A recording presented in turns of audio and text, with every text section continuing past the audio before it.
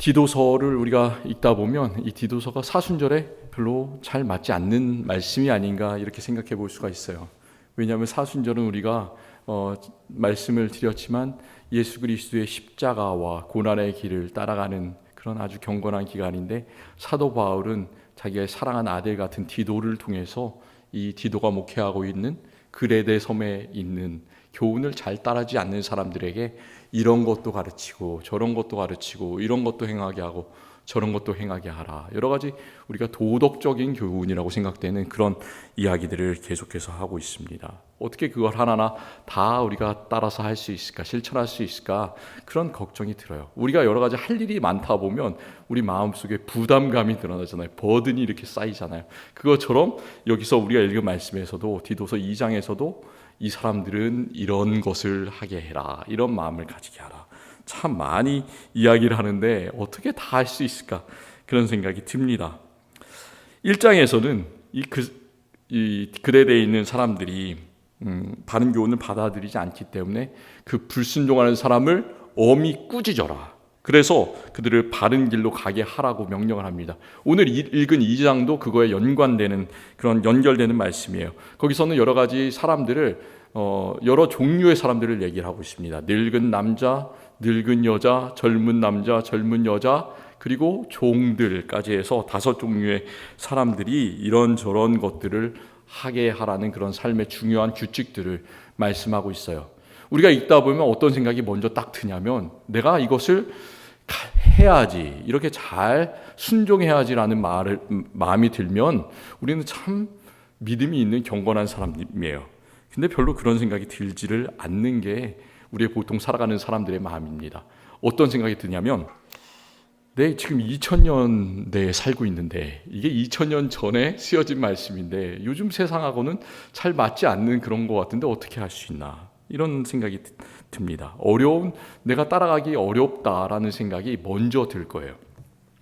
예를 들어서 5절에서 늙은 여자들이 젊은 여자들을 가르치되 그들이 신중하며 순전하며 집안일을 하며 선하며 자기 남편에게 복종하게 하라, 이렇게 말하고 있어요. 남편에게 복종하게 하라. 남자들이 들으면은 기분 좋다 이렇게 생각할 수도 있지만, 우리 여자 성도님들이 들으면 무슨 2000년대에 복종이라는 말을 쓰냐라고 생각을 할 수가 있지 않습니까? 집안일을 하며, 이렇게 집안일을 남자만 합니까, 여자만 합니까, 같이 해야 됩니까? 여자에게만 집안일을 다 시키면은 그 남자가 온전할 수가 있을까요? 집에서? 힘들겠죠. 여러 가지 어려운 그런 소리를 계속해서 들을 수밖에 없죠. 그런 세상입니다. 남자도 집안일을 함께 나눠서 해야지 평안하게 잘 살 수 있는 세상이 요즘 세상입니다.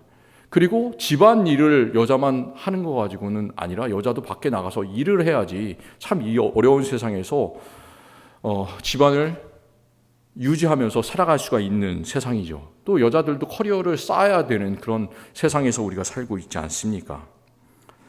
그리고 또 사회가 점점 사람들이 나이가 많아져요. 미국도 많아지고 한국도 평균 연령이 점점 높아지고, 그렇기 때문에 오늘 말씀에서 젊은 남자, 젊은 여자, 늙은 남자, 늙은 여자를 말하는데 어디서부터가 과연 늙었다고 얘기를 하는가, 우리가 딱 규정을 짓기가 힘듭니다. 몇 살이 늙은 걸까요? 우리 여기 계신 성도님들은 내가 늙었다고 생각합니까? 자신이 늙었다고 생각하십니까? 아니면 젊다고 생각하십니까?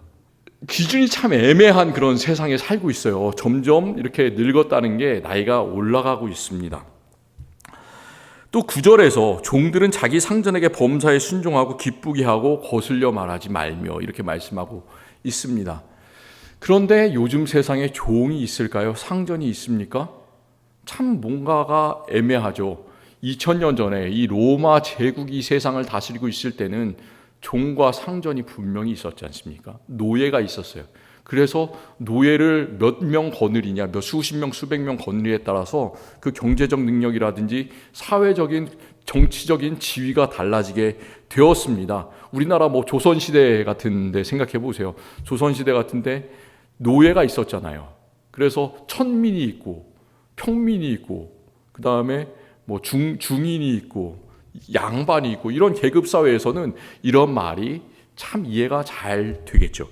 그런데 요즘 세상에서 생각해 보면 이게 뭔가 참 우리의 삶에서 적용하기 어렵구나 이렇게 생각할 수가 있습니다. 왜냐하면 내가 회사를 다닌다고 생각을 해도 회사에서 내가 일하는 그 부서에 상사가 있는데 상사와 부하가 종과 상전의 관계입니까? 아니잖아요. 전혀 그렇게 생각해서도 요즘 사회에서 살아갈 수가 없습니다. 완전히 다른 관계가 됐습니다. 그렇기 때문에 우리가 이 디도서에서 읽는, 그리고 또 성경에서 많은 부분에서 사람과 사람 사이에, 남자와 여자 사이에, 그리고 종과 상전 사이의 그런 관계를 계속해서 이야기를 하고 있는데, 그게 분명히 하나님의 말씀인데, 하나님의 영감으로 쓰여진 그 성경 말씀이 우리에게 2000년 후에 어떻게 잘 내 삶에 적용할 수 있을까? 내가 어떻게 실천할 수 있을까? 이것을 깊이 생각하고 적용하는 것이 참 어려운 일입니다. 우리 성도님들은 이 말씀을 이렇게 2000년 전에 쓰여졌으니까, 그리고 우리 세상과는 맞지 않으니까 그냥 버려도 되는 말씀이다, 이렇게 생각하지 마셨으면 좋겠어요. 이것을 아주 좋게 받아들이셨으면 좋겠고 긍정적으로 받으셨으면 좋겠습니다. 하나님의 음성을 여기서 좀 들으셨으면 좋겠어요. 놀라운 점은 여기서 늙은 남자, 늙은 여자, 젊은 남자, 젊은 여자, 종, 이렇게 다섯 개의 그 분류를 지어서 사람들에게 권면을 하고 있는데, 그 권면의 내용이, 사람들이 해야 되는 그런 내용이 크게 다르지 않다는 데 있어요. 자세히 그런 내용들을 보시면 거의 똑같은 이야기를 하고 있습니다. 제가 여기 한 10개, 20개가 넘는 그런 삶의 덕목들을 이렇게 쭉 계속해서 바울이 디도에게 설명을 하고 있는데, 그것을 이렇게 줄여보면 어떻게 될까, 요약해보면 어떻게 될까 좀 생각을 해봤습니다. 근데 그 요약하면은 그것은 신중이라는 말, 그리고 또 신실이라는 말로 요약이 될 수가 있습니다. 2절에 늙은 남자로 절제하며 경건하며 신중하며 믿음과 사랑과 인내함에 온전하게 하고, 이렇게 말하고 있습니다. 그런데 여기서 신중이라는 말을 하고 있어요. 그리고 5절에도 젊은 여자에게 신중하며 순전하며 집안일을 하며, 첫 번째로 젊은 여자가 해야 되는 그런 일이 뭐냐면 그 마음이 신중이라는 말. 늙은 남자가 신중해야 되는데 젊은 여자도 신중해야 되는 거예요. 성별도 다르고 나이도 다르지만 이 신중해야 되는 것은 똑같은 삶의 덕목입니다. 이 신중이라는 말을 영어에서는 뭐라고 번역을 하냐면 셀프 컨트롤이라고 번역을 하더라고요. 우리는 모든 일을 조심스럽게 한다라는 것을 이 신중이라고 생각하는데, 이 원래의 뜻은 자기 절제라와 훨씬 더 가깝습니다. 그 성령의 9가지 열매가 있지 않습니까? 우리가 참 기억하고 늘 외워야 되는 성령의 9가지 열매가 있는데, 사랑과 희락과 화평과 오래 참음과 자비와 양성과 충성과 온유와 절제. 이 절제가 제일 마지막에 이 성령의 9가지 열매 중에 있지만, 그 중에서 가장 열매 맺기 어려운 것이 자기 절제의 열매인 거죠. 그런데 이 절제는 바로 신중이라는 말과 똑같은 말입니다. 이게 남녀노소 누구나 다 해야 되는, 그 기독교인으로서 실천해야 되는 덕목이 바로 신중이라는 말씀입니다.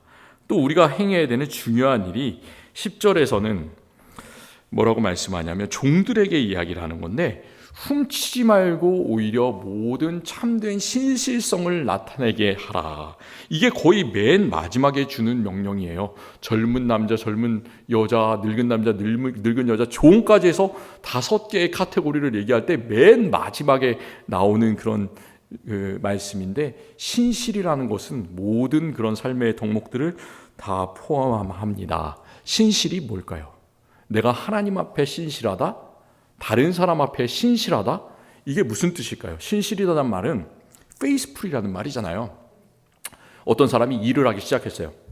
처음에는 일을 잘하는 것처럼 보여요. 근데 금방 지쳐가지고 그냥 나도 몰라라, 금방 변하는 사람이 있는가 하면, 어떤 사람은 처음부터 맡은 일을 어떤 어려움이 있어도 꾸준히 계속해서 해나가는 사람이 있어요. 영어로는 그런 사람을 accountability가 있다라고 얘기를 해요. 그게 뭐냐면 그게 신실성이 있다라는 얘기예요. 믿을만 하다는 얘기입니다. 우리는 다 하나님 앞에서도, 그리고 또 사람들 앞에서도 믿을 만한 그런 사람들이 되었으면 참 좋겠습니다. 믿을만하게 행동하기 위해서는 중요한 게 뭐냐면 처음하고 나중이 같아야 되는 거죠. 우리가 이게 종에 대해서 하는 말씀이에요. 10절 말씀은. 그런데 그 종이 상전을 섬기는 종, 사회적으로 낮은 지위에 있는 종만 얘기하는 것이 아니죠. 우리가 바로 종인 거예요. 목사도 종인 거고 우리 성도들도 서로들에게 있어서 종입니다. 왜 우리가 종이냐? 우리는 가장 기본적으로는 하나님을 섬겨야 되는 종, 그리고 또 다음으로는 누구를 섬겨야 돼요? 옆에 있는 다른 사람들을 섬겨야 되는, 이웃을 섬겨야 되는 종입니다. 우리가 십자가에 두 개의 축이 있는 게 왜 그 두 개의 축이 있느냐 항상 이야기를 하면서 생각하지 않습니까? 수직이 있는 것은 우리가 하나님을 바라보기 위해서, 하나님을 섬겨야 되고 또 이웃을 바라보기 위해서 이웃을 섬겨야 되는 그런 사람들입니다. 그렇기 때문에 우리는 수평과 수직을 바라봅니다. 우리가 종이 되어야 한다. 이것이 신실해야 된다. 이게 모든 사람들이 가지고 있어야 되는 그런 덕목입니다. 더 놀라운 점은 여기서 디도서 2장에서 참 여러 가지 정목을 이야기하지만 늙은 사람이나 젊은 사람이나 남자나 여자나 종이나 할 것 없이 사람이 지켜야 되는, 그리스도인들이 지켜야 되는 이 덕목들이 디도서 1장에서 우리가 한 2주 전에 살펴봤는데 거기서는 장로와 감독이 되는 사람들의 기준이 있어요. 거기에 나오는 기준과 거의 똑같습니다. 참 놀라워요. 보면 감독의 덕목으로서 1장 8절에서 오직 나그네를 대접하며 선행을 좋아하며 신중하며 의로우며 거룩하며 절제하며 라고 이야기하고 있습니다.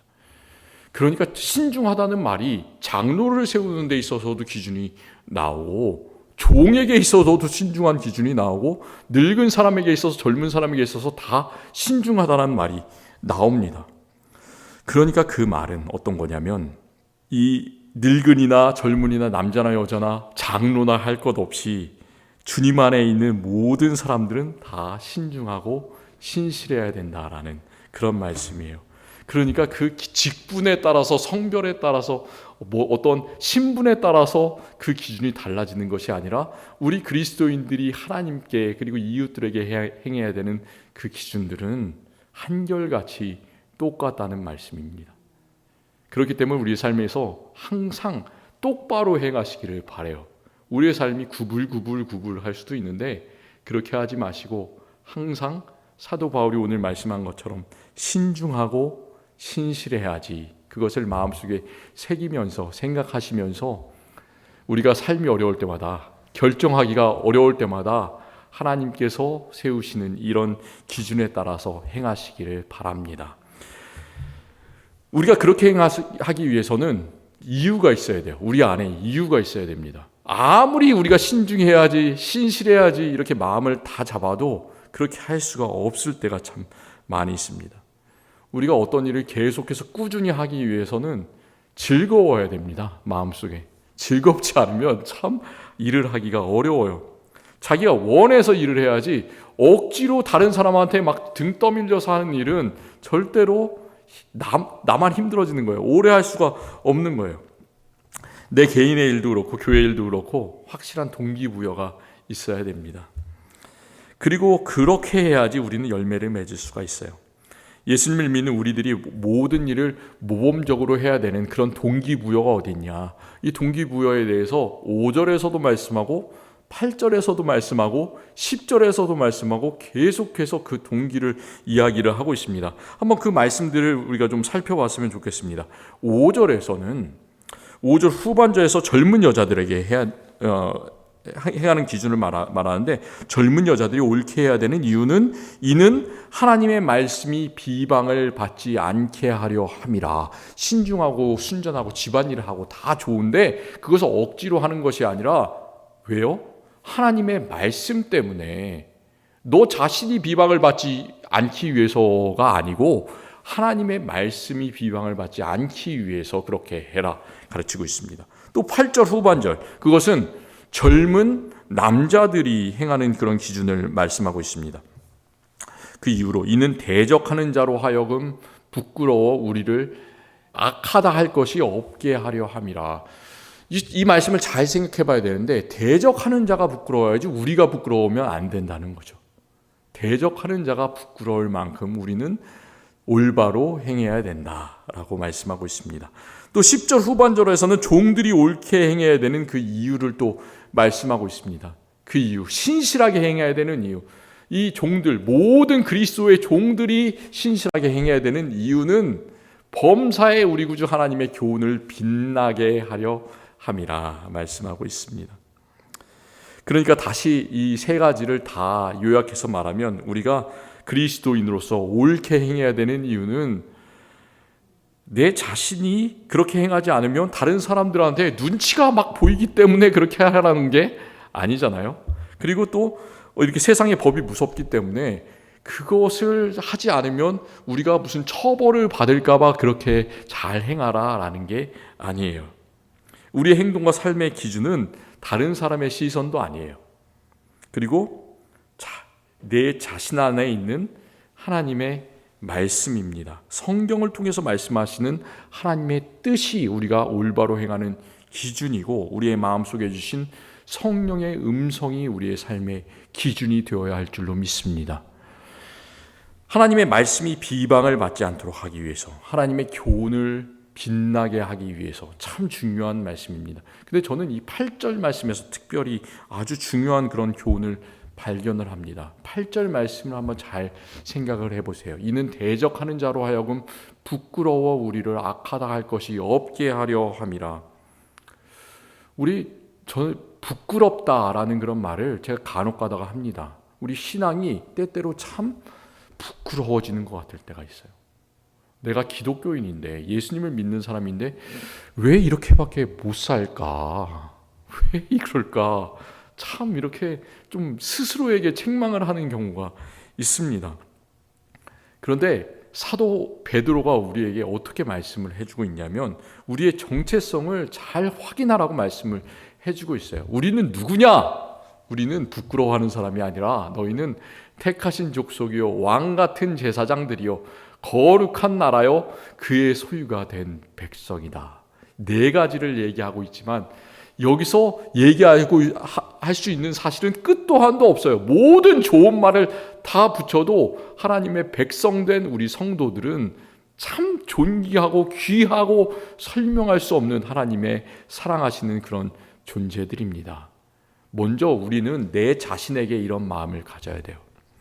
나는 하나님께서 세우신 그의 소유가 된 백성이구나. 그 사실을 늘 기억하시기를 바랍니다. 자기 자신에 대해서 너그럽게 사랑스럽게 대하시기를 바랍니다. 내 자신을 막 괴롭히지 마세요. 사랑스럽게 대하시기를 바랍니다. 왜? 그런 사람들이 어떻게 할 수 있냐면 그의 기이한 빛에 들어가게 하신 이의 아름다운 덕을 선포하게 하려 하심이라. 우리 참 전도가 중요해요. 예수 그리스도의 복음을 선포하는 게 중요합니다. 그런데 우리가 그 복음을 선포하기 위해서는 우리가 빛나야지 선포할 수가 있어요. 우리의 얼굴에서 반짝반짝 예수 그리스도의 빛이 나고 예수 그리스도의 향기가 나고 예수 그리스도의 모습이 풍겨나고 왕 같은 제사장의 모습이 나오고 택하신 족속의 모습이 나오고 거룩한 나라에 들어가게 되는 사람이구나. 야, 저 사람은 바로 천국으로 갈 사람이구나. 대단한 사람이구나. 이렇게 봐야지 다른 사람들이 전도가 될 것이 아닙니까? 그렇잖아요. 우리를 보고 와, 저 사람 참 삶에 찌든 사람이네. 참 어려운 사람이네. 괴로운 사람이네. 그럼 누가 그 사람의 말을 듣고 예수님께 인도가 될 수가 있겠습니까? 그렇기 때문에 참 너그럽게 대하시기를 바랍니다. 얼굴에 이제 왁스 같은 거 바르라고 하는 얘기가 아니에요. 아무리 좋은 크림을 발라도 이 마음에서 빛이 안 나면은 그게 커버가 되지 않잖아요. 마음속에서 예수 그리스도의 빛을 내시기를 바라요. 그러면 아무리 싸구려 그 크림을 발라도 얼굴에서 반짝반짝 예수 그리스도의 빛이 날 줄을 믿습니다. 그렇게 되세요. 그 부끄러운 마음이 누구의 마음이냐? 그것은 우리들이 가져야 되는 마음이 아니라 우리의 대적들이 가져야 되는 마음이다 라고 오늘 8절은 이야기를 하고 있습니다. 하나님께서는 우리가 부끄러운 마음을 가지는 것이 아니고 이렇게 하나님의 백성된 사람의 자신감과 확신과 믿음을 갖기를 원하고 계십니다. 그 부끄러움이 나에게 있다면 그것을 다 십자가에 내려놓으시고요. 나를 대적하는 사람들이 있다면 그 사람들에게 그냥 맡기세요. 하나님, 이건 내 부끄러움은 내 몫이 아닙니다. 그것은 하나님께서 책임지시는 몫이고 나를 비방하는 사람들의 몫입니다. 책임져 주십시오. 이렇게 기도하시기를 바랍니다. 놀라운 자부심을 마음속에 가지시기를 바랍니다. 우리가 그렇게 할 수 있는 이유는 왜 그러냐면 예수 그리스도께서, 하나님께서 주신 그 외아들 예수 그리스도께서 십자가에 달려 죽으셨기 때문에 나는 존귀하지 않은 존재 같지만, 벌레만도 못한 존재 같지만, 예수님께서, 하나님의 아들이 하나님께서 나를 위해서 죽으셨기 때문에 모든 것을, 우주를 다 주셨어요. 나를 위해서. 우주가 얼마나 커요? 생명이 얼마나 중요합니까? 하나님 아들의 생명을 나를 위해서 주셨단 말이에요. 그렇기 때문에 나는 모든 우주보다 더 귀한 존재입니다. 그것을 믿으시고 자부심을 가지시기를 바랍니다. 그 자부심을 가진 사람에게 이제는 복음의 핵심을 들려주고 있어요. 11절부터 14절까지의 핵심이 나오는데 왜 우리가 그렇게 대단한 사람인지를 여기서 참 요약해서 짧게 이야기를 하고 있습니다. 이 디도서 2장 21절부터 14절까지의 말씀이 주로 언제 우리가 이 말씀을 읽고 묵상하냐면 성탄절 전날 크리스마스 이브에 이 말씀을 잘 묵상하게 이렇게 제시를 하고 있습니다. 그 말씀이 뭐냐면 이 디도서 2장의 이 마지막 부분의 말씀은 복음의 핵심이다. 하나님께서 예수 그리스도를 주신 바로 그 이유다라는 뜻이에요. 은혜의 하나님께서는 모든 사람을 다 구원하고자 하시지만 특별히 그 중에서도 우리가 구원을 받고 우리는 예수 그리스도를 입으로 시인하고 마음으로 믿어서 하나님의 계획 가운데 구원을 받았습니다. 그러니까 내가 예수님을 믿은 것은 내 의지로 한 것도 아니고 정말로 하나님의 선물입니다. 다른 사람들에게는 복음이 그렇게 들려졌는데도 그 사람은 복음을 멀리하는 사람들이 참 이 세상에 많이 있지 않습니까? 그런데 어떤 이유에서인지 나는 언젠가 복음을 받아서 마음으로 믿게 되고 세상에 참 많은 다른 신들이 있다고 하지만 그런 신들이 아니라, 우상들이 아니라 나는 하나밖에 없는 그 하나님의 아들 예수 그리스도에게 붙잡힌 그런 사람들이 되었잖아요. 얼마나 중요한 그런 사람들입니까? 그렇기 때문에 우리에게 있는 소망은 오늘 말씀에 따르면 13절에 따르면 복스러운 소망이라고 하고 있습니다. 복스러운 소망. 저는 이 구절이 참 이렇게 신기하면서도 마음에 와닿았어요. 왜냐하면 성경에서 은혜라는 단어, 복이라는 단어를 쓸 때 주로 복을 받을 사람아, 은혜를 받을 사람아 이렇게 얘기하면서 복과 은혜를 사람과 연결시키고 있어요. 근데 여기서는 그게 아니라 복스러운 소망, 이렇게 이 예수 그리스도께서 다시 오심을, 우리의 그 부활을 상징하는 그 소망이라는 단어와 복을 연결시키고 있습니다. 마리아가 예수 그리스도를 그 태중에 잉태했을 때 천사가 와가지고 했던 말이 은혜를 받은 자여 평안할지어다. 이렇게 주께서 너와 함께 하시도다. 이렇게 누가복음 1장 28절에서 이야기를 하는데요. 이게 보통 그 말이에요. 은혜를 받은 자여 평안할지어다. 복을 받은 자여 평안할지어다. 근데 여기서는 복스러운 소망, 이게 전혀 다른 성경에서는 나오지 않는 그런 표현을 하고 있습니다. 왜 소망이 복스러울까? 왜 하나님이 우리가 가진 소망이 하나님께서 주신 은혜와 복일까? 그것은 이 소망은 아무나 가지는 게 아니라는 말씀입니다. 우리가 가지고 있는 소망, 우리의 부활의 소망, 예수 그리스도께서 다시 오실 것이라는 소망, 우리가 천국에 가서 영원히 하나님 나라에서 살 것이라는 소망은 세상 사람들이 가지지 못하는 오직 하나님께서 선택하신 사람들에게만 주신 복이라는 말씀이에요. 그러니까 우리는 얼마나 대단한 사람입니까? 대단한 소망을 우리는 가지고 있습니다. 그렇기에 이 소망은 어떤 세상의 다른 것과는 비교할 수 없는 큰 소망입니다. 우리는 보잘것 없지만 우리의 마음속에는 뭐가 들어있습니까? 이 복스러운 소망, 우주 세상이 담지 못하는 그런 놀라운 소망이 있습니다. 그렇기 때문에 우리는 어떤 일에도 흔들리지 않는 참 복스러운 하나님의 백성입니다. 우리 이렇게 내 스스로에게 외쳐보기를 바랍니다. 참 복스럽다. 참 복스럽다. 이 말이 보통 이렇게 시어머니가 며느리 볼 때 처음에 이렇게 참 만날 때 복스럽게 생겼다. 이게 어떻게 들으면 젊은 사람들은 별로 좋지 않다. 얼굴이 막 이렇게 넓적하다. 동그랗다. 이렇게 생각할 수도 있는데 그 말은 참 좋은 말이에요. 하나님께서 우리에게 복스럽다고 얘기할 때는 정말로 그 말이 좋은 말입니다. 얼마나 좋아요. 우리에게 복스러운 소망이 있다는데 이 마음을 늘 간직하시기를 바랍니다. 그리고 14절에서는 참 복음의 핵심을 말씀하고 있습니다. 우리의 정체성을 말하고 있습니다. 이 구절을 같이 읽어봤으면 좋겠습니다. 그가 우리를 대신하여 자신을 주심은 모든 불법에서 우리를 속량하시고 우리를 깨끗하게 하사 선한 일을 열심히 하는 자기 백성이 되게 하려 하심이라. 하나님은 우리를 뭐라고 부르시냐고 하면 자기 백성이라고 부르세요.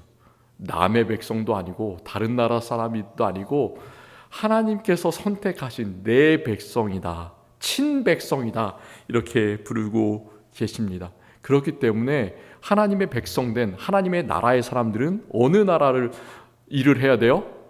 세상의 일도 우리가 물론 해야 되겠지만 세상의 일을 하는 이유는 나를 위해서 하는 것이 아니라 하나님의 나라를 위해서, 하나님의 나라를 섬기기 위해서 세상 일을 하는 거예요.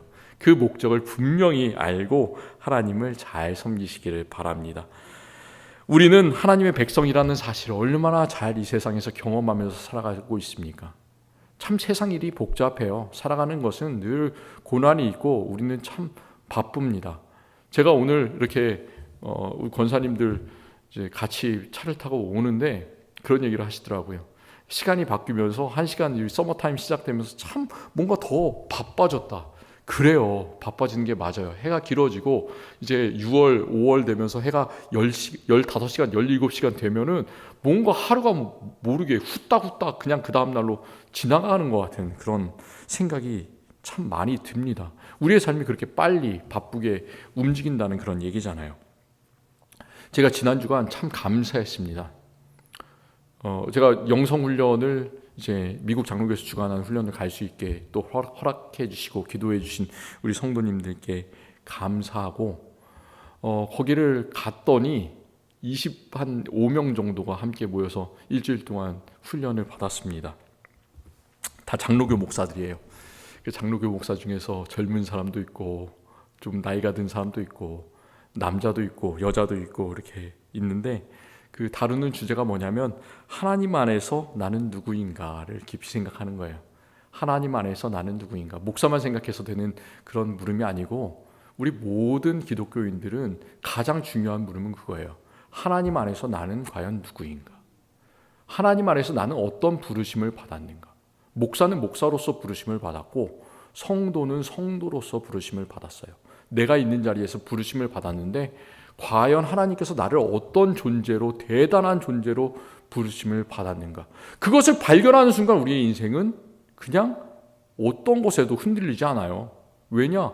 하나님의 부르심이 있는데 내가 누구인지를 아는데 왜 흔들립니까? 그러면서 제가 하나님께서 부르심에 따라서 나는 하나님께서 부르신 말은 목회가 어떻게 돼가고 있는지, 내 개인의 건강이 어떤지, 내 감정이 어떤지, 내 재정이 어떤지 이런 것들을 다 이제 서로 털어놓고 얘기를 이렇게 목사들끼리 했습니다. 그러면서 삶에서 자세한 규칙을 변화되기 위한 규칙을 이렇게 하루하루 만들어 보는 게 이 그 훈련의 목적이었습니다. 참여한 다른 장로교 목사들은 다 영어가 모국어예요. 그래서 거의 다 백인입니다. 다 거의 백인이었고 저만 동양인의 이 영어를 모국어로 쓰지 않는 그런 사람이라서 좀 때때로 어려웠어요. 그럼에도 불구하고 장로교 목사들이 참 경청하면서 제가 나누는 이야기를 잘 들어주고 그래서 참 감사했습니다. 그리고 그 시간을 통해서 사랑의 마음도 들고 감사의 마음이 참 많이 들었습니다. 그러면서 또 이제 생각이 된 것은 나는 참 소중한 사람이구나. 하나님께서 세우신 사람이구나. 참 감사할 것이 넘치는구나. 그 사실을 알게 됐습니다. 놀라운 용기를 얻게 됐습니다. 우리가 읽은 마지막 2장 15절에서 바울이 디도에게 이렇게 말하고 있습니다. 너는 이것을 말하고 권면하여 모든 권위로 책망하여 누구에게서든지 업신여김을 받지 말라 가르치고 있습니다. 저는 똑같은 내용을 우리 성도님들에게 그리고 제 자신에게 선포하고 있습니다. 누구에게든지 업신여김을 받지 말라. 우리는 업신여김을 당할 만한 그런 사람들이 아닙니다. 예수 그리스도께서 우리를 위해서 속량하시고 친히 십자가를 지시고 나를 위해서 죽으셨어요. 그렇기 때문에 나는 이제 선한 일을 열심히 하는 누가 됐다고요? 하나님께서 세우신 백성이 되었습니다. 하나님께서 사랑하시는 사람이에요. 모든 불법에서 해방된 사람입니다. 삶의 자유가 있는 그런 사람입니다. 부끄러워하고 업신여김을 당하는 사람이 아니라 하나님께서 가장 사랑하시고 하나님께서 가장 소중히 여기는 사람이 바로 우리 자신이고 내 옆에 있는 사람이라는 것을 늘 기억하시기를 바랍니다. 그렇기 때문에 우리는 기회가 있을 때마다 서로에게 좋은 말을 했으면 좋겠어요. 우리 성도들 안에서도 이렇게 인상 쓰지 마시고 참 당신은 소중한 사람입니다. 하나님께서 세우신 사람입니다. 대단한 사람입니다. 그렇게 감싸주시기를 바랍니다. 그런 일이 있을 때 우리 안에서 놀라운 하나님의 역사가 일어납니다. 치유하는 역사가 일어날 줄을 믿습니다. 하나님의 성령의 역사가 일어날 줄을 믿습니다. 하나님께서 우리의 모두의 마음을 북돋아 주셔서 성령의 일을 함께 하게 하시는, 새 일을 행하게 하시는 놀라운 역사가 일어나게 하실 줄을 믿습니다. 또 이웃에 대해서 우리는 선한 일을 열심히 하면서 우리 안에서 빛나는 예수 그리스도의 마음으로 하나님의 이름을 증거하게 될 줄을 믿습니다. 기도하겠습니다. 하나님 감사합니다. 하나님께서 가장 사랑하시는 자기의 백성으로 세우셨습니다. 우리는 그럴 만한 자격이 없는데도 하나님께서는 우리를 너무나 사랑하여 주셔서 하나밖에 없는 예수 그리스도 우리에게 보내주시고 그 구주 예수 그리스도의 은혜로 말미암아서 자유를 입고 구속을 입었습니다. 이제 그 구속받은 백성으로서 신중하며 경건하게 살아가게 하여 주시옵소서. 이것이 남자나 여자나 어떤 계급에 있는 사람이나 어떤 지위에 있는 사람이나 교회 안에 어떤 직분을 가진 사람이든지 다 통용되는 것이라는 것을 기억하면서 늘 서로를 격려하고 올바르게 살 수 있는 주님의 백성 되게 하여 주시옵소서. 우리 자신을 소중하게 여길 수 있는 귀한 마음 허락하여 주시옵소서. 마음속에 고통이 있는 사람들, 마음속에 어려움이 있는 사람들 주님께서 다 아시오니 책임져 주시고 없애 주시고 그 슬픔을 기쁨으로 바꾸어 주시옵소서. 예수 그리스도의 이름으로 기도드립니다. 아멘.